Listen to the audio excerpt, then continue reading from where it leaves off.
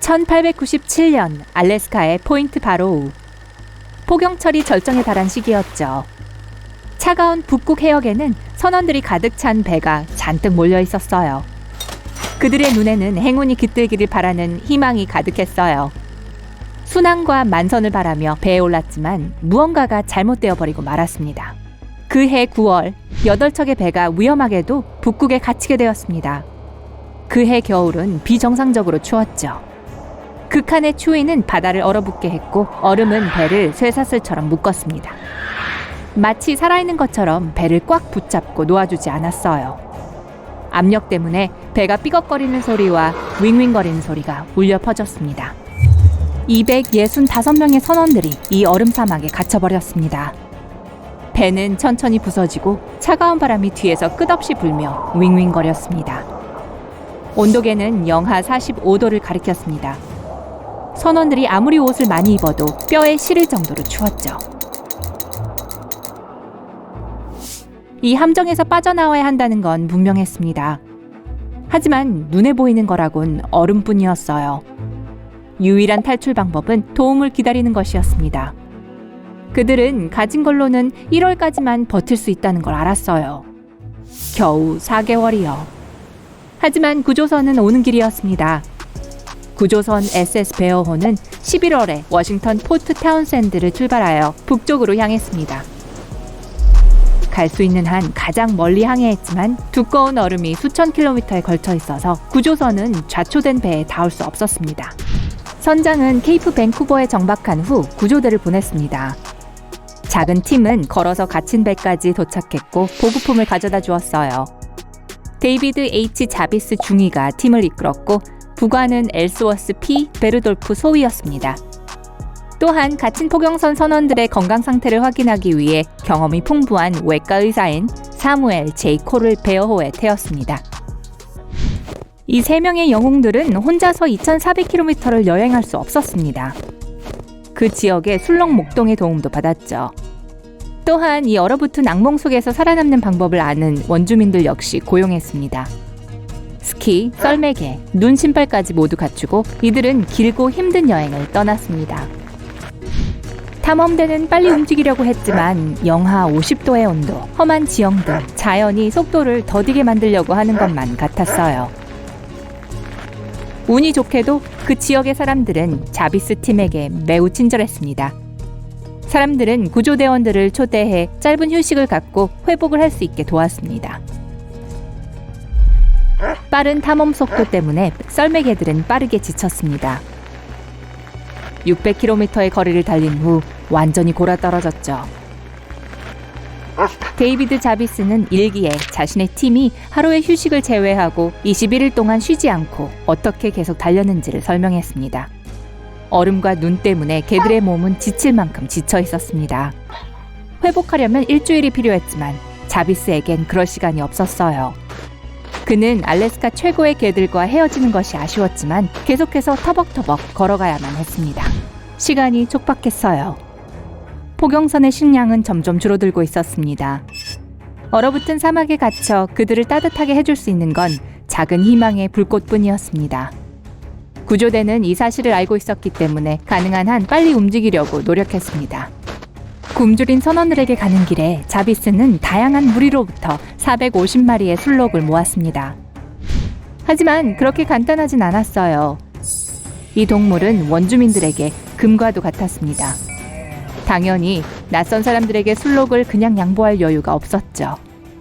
알래스카의 찰리 아리스트랄록은 처음에는 술록 공급을 거절했습니다. 자비스는 이 문제를 평화적으로 해결하고 싶다고 설명했습니다. 그는 찰리에게 술록이 좌초된 수백 명의 사람들을 구할 수 있을 거라고 했어요. 이렇게 아리스트랄록은 40몇 마리를 주기로 동의했고 심지어 구조팀의 자원에 참여하기로 했어요.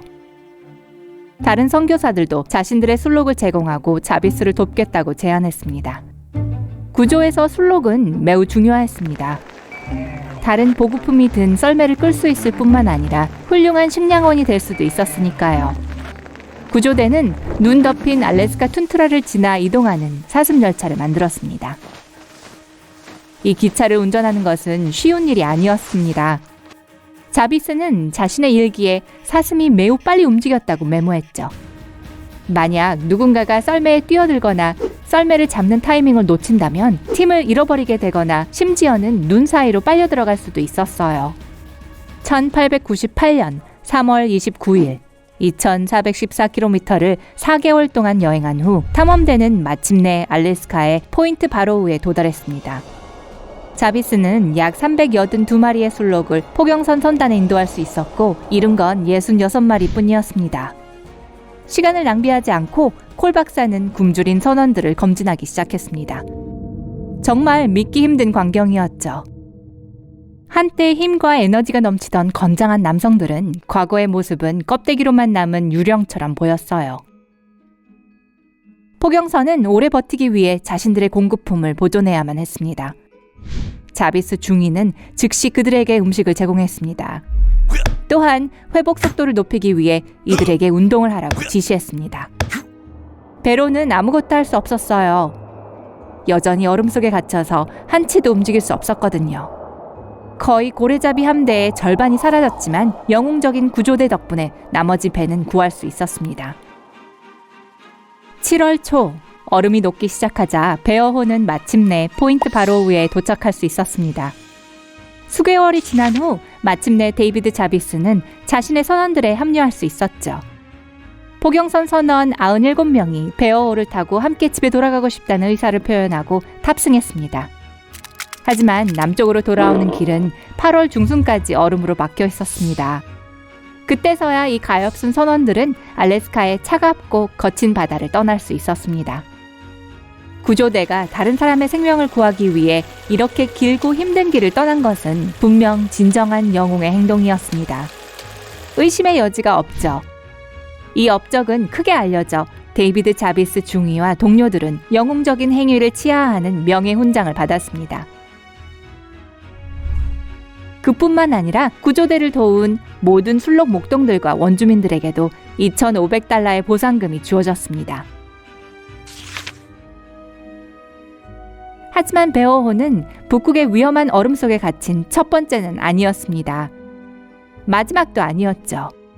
1871년 6월 알래스카 해안에서 북극 고래를 찾는 40척의 선박이 같은 상황에 처했습니다.